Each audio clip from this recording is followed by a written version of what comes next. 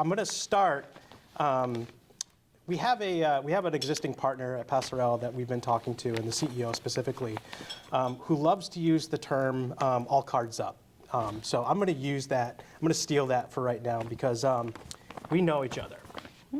We have a little bit of a history. So all cards up here is that I actually used to be at Metro Credit Union for 13 years, and Traci and I worked together on a number of different strategic projects together. And you know, I thought long and hard about how I was going to start to transition into this because I wanted to see, you know, just how uncomfortable I could make Traci, you know, as part of this. And then I started thinking, well, you know what, if I start to bring certain things up, then other things are going to start to potentially be thrown back at me. So it's like, you have to be really careful about this. So where I landed is that I am incredibly grateful to Traci for her continued friendship and professional connection. I had the very fortunate opportunity to watch her career progress at Metro and come from building some really, really important, much needed practices at Metro, and to bring her insight, her intellect, her way of being, and helping the institution grow with a steady hand. And it was honestly my privilege to be able to work with you, and I'm so thankful, like I said, to have you be here and be part of this conversation. So, and I'm privileged as well to be still connected and seeing the growth and opportunities ahead for Metro under your guys and under your leadership. So I'm not going to make it uncomfortable other than that. Thank you. So, you know, Carolyn introduced you, your Chief Operating Officer, Chief Strategy Officer at Metro. Tell us a little bit more about yourself. Sure. So I have been with Metro for 15 years. I have about 20 years in the banking industry altogether. When I started at Metro, I was a retail banker. I was a frontline employee and did that for several years, although I found myself drawn more to the technology that we were using to do our jobs. And I asked a lot of questions about why we did things the way that we did. And for better or for worse, that pull started to lead me into other areas of the credit union. So I did start to work in back office operations. Over the time that I've been in a leadership role, I've overseen deposit operations, digital banking, card services, facilities, risk and compliance. But you know, more germane to this conversation is technology, our overall corporate strategy, and where we're headed with technology and our intelligence function as well. So tell us a little bit more about Metro Credit Union and your current data estate modernization journey. What made you want to make the move? When did you bring in Passerelle and why? So we are $3.4 billion in assets, 18 branches over the state of Massachusetts, about 220,000 members. If I rewind back to 2019, 2020, we undertook a core conversion, but it was really a lot bigger than that. It was an organization-wide effort we called Operation Transformation. We essentially gutted our tech stack. We went from being an in-house shop with a pretty decent-sized data center running all of our critical applications. Everything became outsourced. I mean, absolutely everything. And a sidecar to all of that, in all of those technologies changing, was unwinding a homegrown data warehouse analytics solution. I mean, Greg was a big part of building that over his time at Metro. And we worked together on that project to really unwind. What we were left with post-core conversion was a core-centric data management solution. Our outsourced partner hosted a number of solutions for us. So we did have access to all of our core data, digital banking data, our mortgage LOS, a couple of other ancillary solutions within a reporting and warehousing solution. Had I'm going to call it a bank-in-a-box dashboarding analytics solution sitting on top of that. And then a spiderweb cluster of third-party extracts. So for everything you could think of that needed to go out the door to another third party, not part of that ecosystem. And those are daily, weekly, monthly, quarterly, just all scheduled and running. Lots of single points of failure baked in there, as you can imagine, and each one of those needing to be built, maintained, sustained individually. So that was a big part of where we got to. Trying to improve and innovate beyond that was proving to be really difficult. And so it also helps to have some context about how we're staffed and our staffing philosophy. We don't have data scientists. We don't have machine learning specialists. I don't even have experts necessarily in ETL or cloud warehousing. We have really smart people. We have a team of 4 who report up to one of my VPs. They have an average of 15 to 17 years of tenure at the credit union, which is phenomenal. They know a lot about our business. They know where we've come from. They had very intimate working knowledge of that in-house solution that we had built over the years, but really weren't necessarily in the space to start to innovate and go to that next level with us. So me sitting in those chairs last year, as I was trying to figure out, can we innovate from where we are? Can we do this? We have big ideas, we've got a vision, we know where we want to go, but can I actually execute on that with this team and with this tech stack? That led us to start to look at what we had for options. We tried, looking at other bank-in-a-box solutions. That seems like a really easy first step. It's like, let's go buy this solution that we can supposedly just plug and play into. But we know our business is complicated. We have lots of really complex lines of business. We look a lot more like a bank than a credit union when you plot out all the different lines of business that we play in. That means our data is really complicated. It's not cookie cutter, so that wasn't going to work for us. But I also knew I didn't have the team to build this. So in a build or buy decision, now I'm looking at hybrid models. How do I partner with experts, get really good solid technology that's future-proofed, but not necessarily have to build this team internally to support it? And there's a lot of reasons why we didn't take the approach of building a team. Budgets, salary budgets are constrained. I think we're all faced with that. Being in the Boston area and competing for talent's really hard. Credit union, we are not an employer of choice for top tech talent, and I just don't think we will be. It's not a draw for people who can work for some of the larger companies in the city here and see that career progression. And when we did land somebody, they were a single point of failure because they would take us to a certain point. We would upskill them in some cases. They'd learn a lot in working on our projects. And when they left for their next opportunity, we were high and dry. So I had no bench strength in a situation like that where we started to build tech talent internally. And so ultimately, enter Passerelle, and incredibly fortunate to have reconnected with Greg over the last several years to make this happen. The cultural fit at Passerelle is great for us and meeting us where we are. They have the solutioning to make it happen. We knew pretty much right out of the gate that Snowflake would be an end solution for us because it is future-proofed. It can solve the problems that we have today, but we're already thinking about tomorrow's problems and working towards what it's going to look like to solve those challenges. But it was more about how we would execute on it and having smart partners to help us execute on it. So that's more or less what's led us to where we are today. And I was in those seats a year ago, so 1 year of really hard work, we have some good things to show for it. Thank you. No, I think that's really helpful. And the Snowflake piece is an important part of that, to your point, that we'll talk a little bit about this later on during our customer panel, that ultimately, all of this, ideally should be part of the how do you continue to extend the data value chain of your data assets above and beyond just the reporting and charting that you're going to get in traditional BI. So Snowflake is an important part of that. Tell us a little bit about you touched on a little bit, but the data culture at Metro and how that has been a part of your modernization initiative. Yeah. That's been really fun to watch over the last several years. When we started this, I wouldn't even have said we had a data culture. Data was an IT problem or an intelligence problem. Something's broken, someone else will fix it. Or when all else fails, blame the system. It's the system's problem, right? But we've started to build that culture on the back of this project. And it really even started with very simply leveraging materials that I think, Greg, you wrote the book, the mini book that I presented to the senior leadership team. I said, here's some homework. Go read this book. And when we come to our staff meeting next week, we're going to talk about why this is important. And building that from a top-down perspective to teach our leadership team why this had to be an area of focus. And if we didn't do this while we made a technology investment, that we'd end up more or less in the same spot that we started, just having spent a whole lot of money with not a lot to show for it. And that started to get people excited when they could see how it would impact the lending division, how it would impact finance. We'll talk about how we really forged a partnership with finance around this for a few important reasons.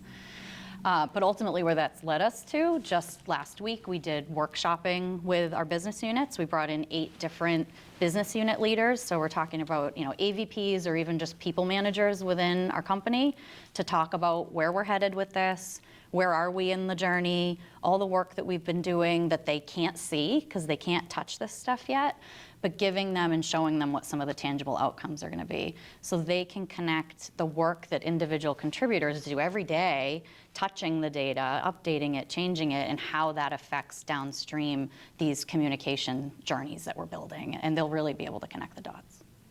One of the motivating factors you mentioned was decoupling your data strategy from your core. Mm-hmm. Tell us a little bit about that, and was there a straw that broke the camel's back, so to speak, that brought you here? Yeah. We spent years after the core conversion in 2020 trying to make that core strategy work, trying to put more into the core. Really strong headwinds there to try to make progress. And I'll say we have a good working relationship with our core provider. I think we had to come to the realization that this is too important and too strategic to put in the hands of a third party and expected them to drive that for us. We had to own our own destiny on this. And then again, we weren't internally staffed to do all of that building to make that happen. There's definitely an inflection point about a year and a half ago, having some significant data integrity issues with our finance team. We're talking about things like reconciling the trials to the call report, like basic stuff that you really should just have down and shouldn't have issues with. That we said, you know what, now's the time. Let's stop pouring effort and energy into trying to make this work. Let's take a completely different approach to it. In hindsight, I wish we had done that sooner, but that's what hindsight's for. Glad that we took the step when we did. We've talked before too about the vision for Metro from an application integration standpoint, and Snowflake being at the center. Can you be a little more specific for the group in terms of what that is going to look like? Yeah. We are primarily, at this point, looking to partners at Growth Loop to help us sit in our first application on top of Snowflake. I talked about those third-party data extracts and how difficult that is for us to manage on a day-to-day basis.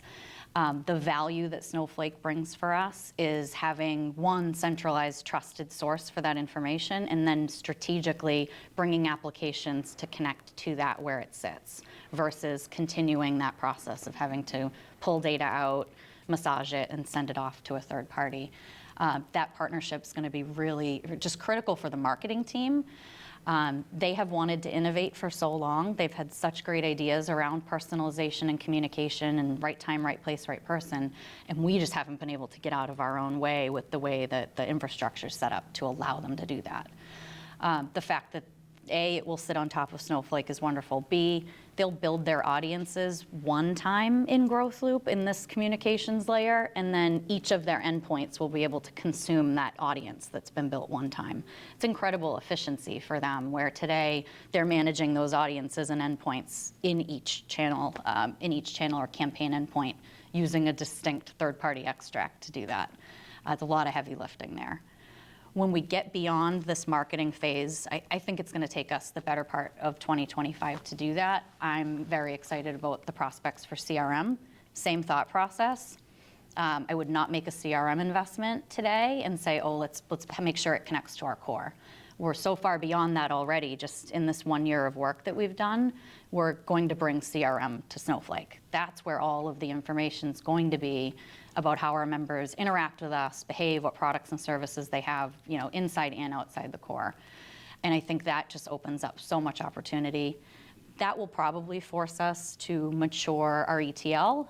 I will, admittedly, in this first year, we've done a lot in batch. We have a lot of daily deltas going to Snowflake. But CRM will open up use cases for real time. And then we'll start to take some of those daily deltas and build in APIs and make them real-time connections, which is exciting.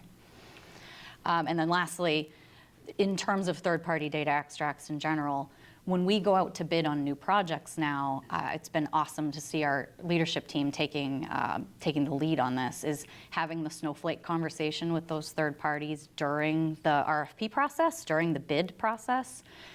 So it can be a part of that decision-making process and not an afterthought. It historically was an afterthought. It was like, oh, what are we going to do with this data now that we have another data store to deal with? And I've seen the team start to make decisions based on the data strategy element of that decision. It's big. And it's our first opportunity, I think, to really push back on legacy providers who aren't doing that well enough, and to say, you're not going to get our business because there's a fintech over here that's ready to connect with us the way that we want to be connected with, and they can facilitate that data strategy. So we don't end up in situations where our data is essentially it's held hostage from us. Yeah. Yeah. That data sharing aspect is going to be something we talk about later on as being one of those really key differentiators in the Snowflake universe, of being able to more seamlessly create data movement between your proprietary first-party data sources as well as third-party data marketplace opportunities. So definitely, a step ahead for what you're doing in terms of bringing that conversation as part of the overall procurement RFP bid process with your technology vendors to ensure that now you're putting data at the center, at the front, and really treating it as an asset as opposed to an afterthought on the back end about how you're going to build reports. Where would you plot Metro today in terms of on a data maturity chart or a graph? Yeah, I love that question because that's something I nerd out on this stuff anyway, and I am trying to build a maturity model for the credit union so I can show not just our leadership team, but when we have a town hall meeting with the whole credit union, I can say, all right, we were nascent last year and now we've moved into this next category or next stage, and we define what that looks like, right? So I will say, I think we've exited nascent. I think we're a lot more informed than we were a year ago, especially in the pockets of the business that have really been working hard on this project. We have a lot of road still to run, though. One of the things that we needed to land was these MVP solutions, or minimum viable products for different areas of the business. We've successfully landed one with the help of Passerelle. Our team is now taking the driver's seat for MVPs 2 and 3, and Passerelle is going to shoulder surf. So we're making sure that we transition roles, functions, responsibilities to the folks on our team who are going to run this solution from here on out. And we're doing a ton of documenting because there has been a lot of work done, but we need to make sure it's all just really buttoned up with documentation because they're going to continue to land new sources. We're moving into this next stage with the marketing team. We're getting into landing their marketing automation sources. We're talking about the Growth Loop partnership. And that becomes a big part of where we go in scaling the solution and getting ROI from the solution as well. Yeah.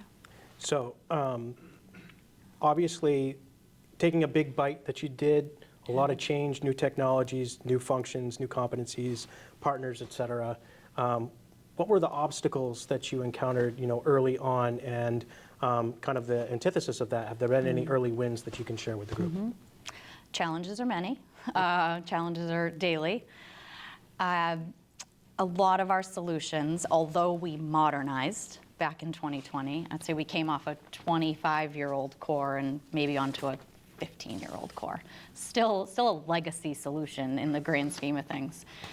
All of those connections have been hard. They haven't been easy. Landing data, I think, is one of the hardest parts of this whole endeavor, and doing it well. And that's why it was really important that we partnered with people who had done it before, who had seen these sources before. Our team wasn't having to be trailblazers and try to, by trial and error, get these things to work. But it's not all sunshine and rainbows. I mean, there are sources. I sit here today, a year later, I haven't been able to land direct access to my card processing data. Will I be able to? I don't know.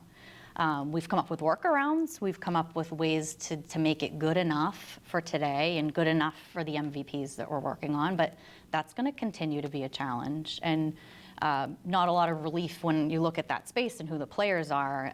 You're not seeing fintech crop up to come take over card processing. So you're dealing with one of 3 or 4 really big players who they hold your data hostage and make it really difficult to get at.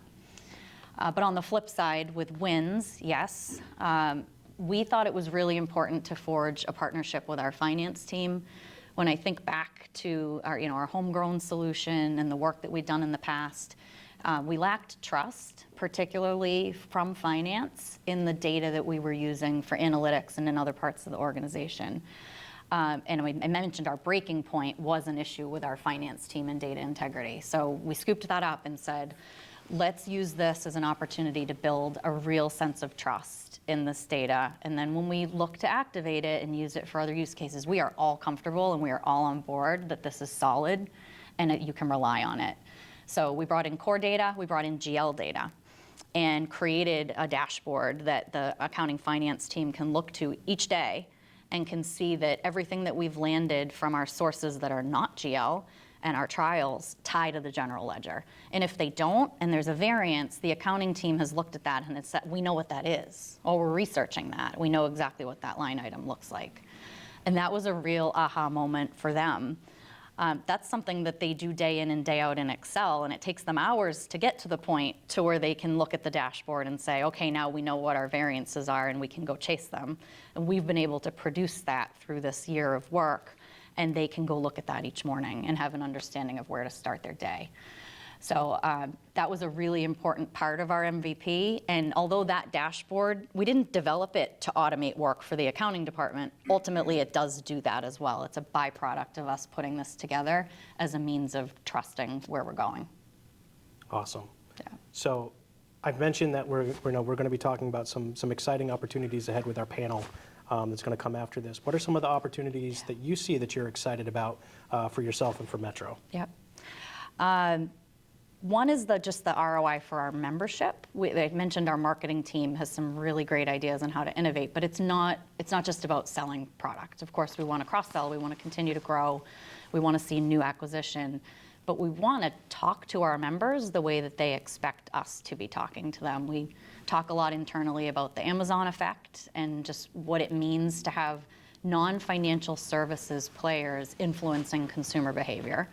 And then when they come to their bank or credit union, they're expecting us to interact with them in that same way. So that's a big part of where we're trying to go and what I'm personally excited about. It's actually value that we're going to deliver to the membership because we're going to be able to personalize a communication to them. Right time, right place, right channel. Here's what's going on with your account. Did you know that this happened yesterday? If you didn't, here's some action that you can take. Here's not necessarily a product or service, but a different way that we can help you manage your finances because we know that this is the direction that you're going in with your goals and objectives, and we can help you get there. It's really about relationship building at the end of the day, and there's a ton of opportunity for us to leverage all this data to make that happen. But ultimately, there's a really exciting beta going on with Passerelle as well. I mentioned we want to solve today's problems, but we want to also be thinking about tomorrow's problems. And so we're getting into a partnership around natural language processing and being able to ask questions of our data, think like ChatGPT style, but underlying that is our actual data. It should help our report writers and analysts get to queries faster. It should help people like me who bog that team down with ad hoc requests all the time to just be able to ask a question and get an answer to help me go about my day. There's some really cool stuff once we get the foundation laid that I'm excited to build on. Yeah, shameless plug, and just for the record, she brought it up, I didn't. I know, so. I did, because I'm really excited about it. Yeah, Metro is going to be our first beta client for our, what we're calling the Data Rocket Banking Assistant. So really what this is a Gen AI chatbot, currently built in Streamlit. We will eventually build integration to Teams and or Slack as well, that will sit and allow the end user, hypothetically your business users, your business line stakeholders, to ask questions directly of the data in Snowflake, right? So like for me, I use the term, changing the BI paradigm by allowing for trusted data to be put directly into the hands of your end users, where your BI team, your data team won't have to necessarily be bogged down with creating reports, prioritizing chart development, et cetera, where these satisfying curiosity questions and also getting some deeper insights as time goes on, assuming they're trusted, right? So part of this process in going through this exercise will help building what they call the YAML file, which really is just the semantic definitions between the words and the ways that the end user will ask questions to how the data is actually structured within Snowflake. So that you know that cust ID as a column name equals member, equals customer, equals client, right? So part of our process, and again, Passerelle's whole methodology and philosophy is an enablement approach, right? We're not here to leave our clients high and dry. Our whole method in motion is about enabling you to be able to solve for these and to adopt additional pieces of technology on your own and support it yourselves, and we're there as a backstop when you need us. So we're really excited about the potential use cases and partnering with Metro as part of this beta and going live with it, because again, I think that from an efficiency standpoint, these tools, and not to go too far down the rabbit hole here, right, with Snowflake in terms of Snowflake Cortex and how they're approaching this, but they're allowing for more than one model and for applications to come to the Snowflake marketplace and be part of Cortex. So you don't have to make a bet on ChatGPT versus Anthropic versus Meta, right? So like different models of these frontier tools and the AI that's being built will be better for specific use cases, and you'll have the ability within Snowflake Cortex and being able to layer this on top of your first-party data, both structured and unstructured, right? Another topic we'll talk about later this afternoon, and being able to drive additional insights and ask questions and create efficiencies for your organization. Yeah. So as both Chief Operating Officer and Chief Strategy Officer at Metro Credit Union, there has to be a balance, right, in terms of how far you can go in terms of activating your data, how you can use it, especially now that we're talking about having all of this data in the cloud, right, and being able to balance and mitigate the risks associated with that. Tell us a little about how you juggle and how you manage that aspect. At its very core, we have to be working with trusted data, which is why we took the approach that we have up to this point with our MVPs and how we selected where we were going to start. I can't possibly get comfortable with automating and intelligence and a lack of human review on some of these things if we aren't just absolutely sure, we're not questioning the validity of that information at all. And so we start from that foundation. But after that, it's use case specific, and I think we've been careful to carve out when we're going to be really innovative in some of these betas. We're doing that internally. We're doing it with a really small team. None of that risk is going to get exposed outside the organization. When we are taking something to the outside and working with third parties, how do we just limit the use of NPPI, use anonymized information, use Snowflake data sharing? I'm loving to learn more about clean rooms and how we can do more of that. And honestly, when I plot all that out on paper, the go-forward cloud strategy is more secure than what we've been doing up to this point and the set of internal controls that we've had around data sharing. There's a lot more single points of failure in the current stack than there is with some of the new solutioning and tooling going forward. So I'm really encouraged about that too. You mentioned, bringing business line leaders to the table and talking about and getting their input for what data can do for them, soliciting their feedback. Part of this I envision would be part of your educational journey internally in terms of helping them come along and understanding where data and AI will eventually take Metro. What about the board? What has it been like? And we've got a lot of credit unions in the room, so I think you kind of share a certain amount of similar governance. So I'm just curious to hear your perspective on your board and educating them about this journey. Yeah, it's been a learning experience for them too. I've visited them 3 times over the last year, both in and out of strategic planning, and have spent hours with them talking about this and just boiling it down to where the competitive advantage is for us and what's the risk of standing still, right? At the end of the day, that's what they want to hear about. If we don't do this, and what's that opportunity cost look like?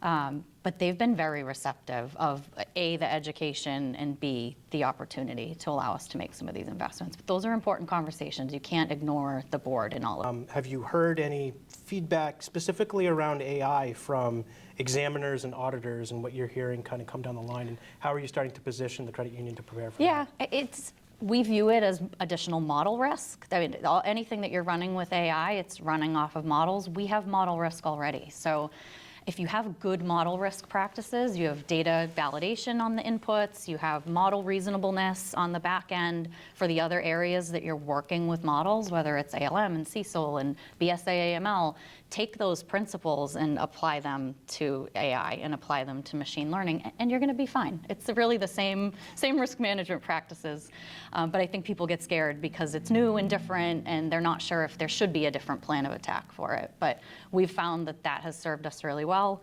We built an AI policy, I think even ahead of being ready to do real things with AI, which felt like it was important to lay policy guardrails in place. And then as we're bringing these teams in to talk about it, we're actually building the procedures with them, in tandem with them, because we're learning from them about what their needs are going to be too. Right. Have you started with developing or implementing a cross-departmental data governance or data AI team? In a loose way. It doesn't have a name. We don't call it anything formal at this point. But when I mentioned we were workshopping with our teams, part of that was around AI. We were showing them demos of, here's art of the possible. Where could you see this fitting into your business unit? Throwing stuff up on a whiteboard, sticky notes, and really working cross-collaboration, because accounting and lending and accounting and deposits, we're all working together at the end of the day. There's no one workflow that you can map out that doesn't touch another business unit. So we're finding a lot of benefit in those conversations. They take time. It takes time out of the day to sit people down and prioritize those conversations, but it's short-sighted to try to get to an outcome without sitting down and having those conversations first. Awesome. So before we open it up for questions to the group, let's rewind a year ago. You're in this room. Right, you're hearing a similar kind of dialogue and conversation with another financial institution. What would you want to know at that point that you didn't at that time that you can share with the audience? I think we struggled with where to start, and that really took a lot of time, effort, energy looking at Metro, and that would be my ask of each of you is figure out where you really want to start with your own organization in mind, because you know where the bodies are buried in your own shop. I knew what problems we had and where we really struggled, and try to find something that is sufficiently small that you can get it done within a year, but big enough that it has value for the business too, so that you can demonstrate everywhere from the board on down that this investment has value. Because it's also not a one and done. None of the work that we've done over the last year can we just say, great, we're all set, we're going to put it on a shelf and move on to the next thing. It's a constant maturity curve, and it's a constant muscle that you have to be strengthening. So there has to be ongoing motivation to keep that journey going. But that's going to look different for everybody. What worked for us and the MVPs that set the stage for us won't necessarily be the things that will make you successful in your journey. Awesome. Well, thank you very much. Yeah. So now we'll open it up. Open it up.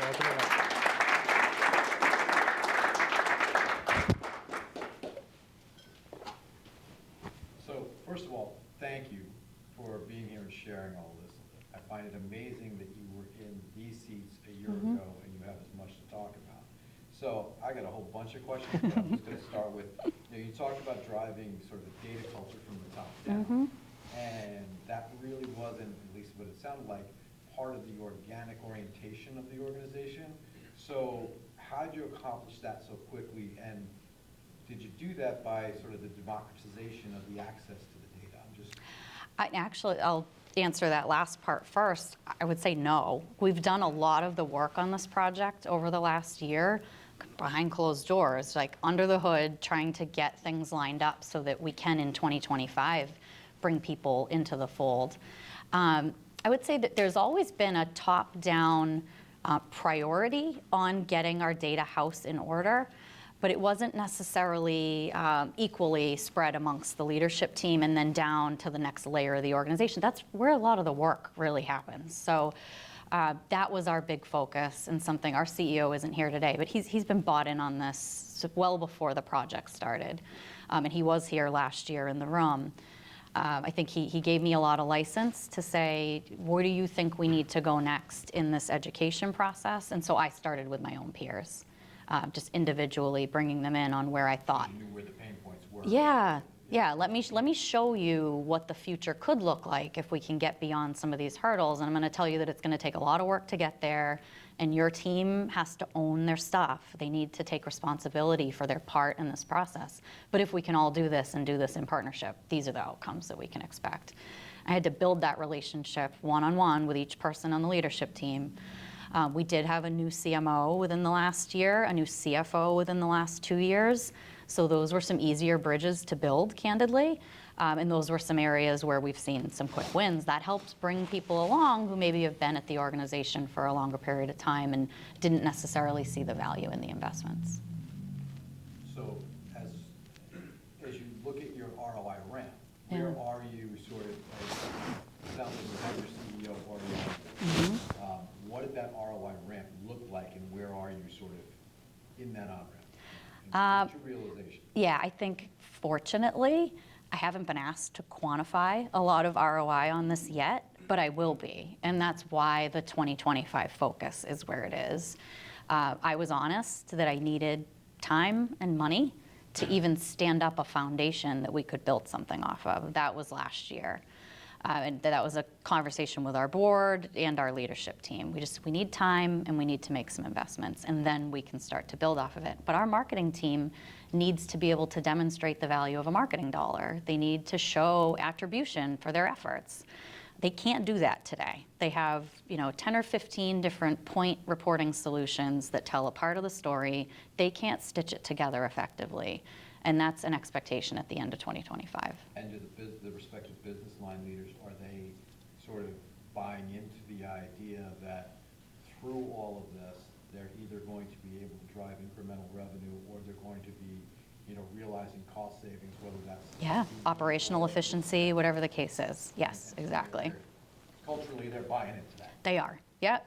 I think they want to see it, and they want the data democratized. But I've made commitments to them that we'll do that when I'm comfortable, it's trusted, and I can give it to them along with some education and set them loose on it and not be concerned with what some of those outcomes might be. We're getting there. Yeah. Could I ask, you had talked about the where to start piece, and it sounds like something you can bite off small enough that you can do in a year. If you don't mind sharing, was there like a quick win or a first win that you could then go back to the credit union management, and it was like an aha moment where they're like, yeah, this is the direction that we need to go, and this is kind of like a proof point that, yeah, this is great. For us, it was that reconciling activity with the finance team and saying our core and our GL side by side in one view as of yesterday. These are all the accounts that tick and tie. Here's the 2 or 3 that don't. And at first that made us nervous, but then finance says, we never fully tie. On any given day, there's a variance, and we're chasing that variance, and I can tell you what that is. I recognize that dollar amount, and I know what that is. That's the light bulb moment, for sure. I will say within that MVP cycle, we started with deposits data, because for us, that's the smallest unit of information that's also not very complex. Deposits for us are less complex than loans. The loan environment, just with all the different types of loans we do, it's very complex. So when we could really understand our deposits data and say that we knew it backwards and forwards and we were comfortable with it, now I can leverage that for multiple use cases. We're building the chatbot with Greg's team off of our deposits data because we've landed it, we're super comfortable with it, and that was a big enough unit to be comfortable, but small enough to get it done pretty quickly. Yeah. You mentioned you have a relatively new CMO, and that you're trying to basically enable them to do things at a speed, scale, and level of personalization that you aspired to but never been able to do. Yeah, or was able to do at a larger organization, but not with us. Yeah. Fair enough. So have you plugged the CRM? Did you have one originally? Mm-hmm. Or are you plugging one in on top of now that you have the data layer where you want it to go? We have bits and pieces of CRM. We have CRM Lite. A lot of it is in our core, and that speaks to the strategy that we really tried to effectuate starting in 2020. which I don't think was a bad one. You made this giant investment in core and these ancillary systems. You should absolutely feel out the boundaries of those tools before you buy more tools. I didn't say this while Greg and I were speaking, but we were plagued by overbuying and under-implementing technology for years, and I see some of you smiling, so I know we weren't alone. Big shiny object syndrome, and then you get 50, 75% into implementation, and the organization gets fatigued, or you've run into challenges, and you abandon that last step. I had to make sure that wasn't going to happen with this project, which was a lot of why I say start small, but make sure it's meaningful. And that the crawl, walk, run approach is incredibly important, yeah. You had mentioned using Snowflake as kind of more which fully supports well Snowflake. But you had mentioned maybe housing data there that might not be in core. Is that true? Oh, 100%. Yeah. So what sort of data are you storing in Snowflake compared to throwing in a tracking record or something like that? Yeah, so just everything from, if you think of the core system as all of the booked accounts, there's prospecting data that starts at the very beginning of the cycle when someone's aware of us but hasn't necessarily bought anything yet. There's loan origination system data when they're an applicant, but they're not, again, not yet a member or memberized in core. We will be purchasing third-party data externally to bring in, which just marketplace apps are going to allow us to do that very easily. That's going to help the marketing team augment their work in looking for prospects in the community. And there's just so many, the ecosystem of third-party partners that we work with. We're going to bring in our cloud phone system data so we understand the touch points that people have with us in the contact center. And if I can draw lines of comparison between the calls coming in and what types of products and services they have with us, can I be proactive and predictive about who's calling and prevent that phone call by getting ahead of it with communication? I could go on for an hour just on that one topic, but there is so much bigger than just core data. Yeah. And you're currently already bringing in the GL data. Yeah, and separate, general ledger. Right, so financial level information, while there's a link, it's a completely separate Yep. data source, to match to it. There's also, we've talked, about getting to the point of unstructured, cold storage data. Yeah. Being able to leverage, the combined structured and unstructured insights that you'd be able to get. That you just, it's very difficult to be able to mine that information and get to some of those specifics. Yeah, that's huge too. We haven't had an opportunity to touch that yet, but the amount of PDFs in my cold storage system, it's incredible how much unstructured data we have from different touch points, and we haven't, that's going to be another big moment when we can tap into that. Yeah. Yeah. And I think, as soon as you kind of start to understand that unstructured plus the structured, that's where some of that aha moment comes, where like this is a much bigger opportunity for any organization of any size to take advantage of when you start getting out of the idea that this is about charts and graphs and people and slicers and dicers and all of those components, right? Okay. This is about establishing a unified data layer in an environment that will scale and adapt for you going forward.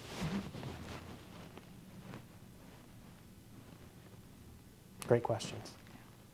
How has that allowed you frontline people to evolve their relationships with members? Right, because that's a big cultural shift from Yeah. sort of order taker, transactional So- to more consultative.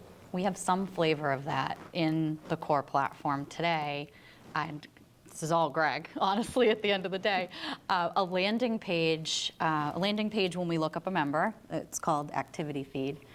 And that was done in partnership with our core provider by stitching information from systems outside of core. So we can be, at this moment in our present state, be somewhat predictive because I can see that you are locked out of online banking just by looking you up in our core platform, or you were charged an overdraft fee last night. Well, maybe that's why you're calling. And it's all surfaced right on that landing page.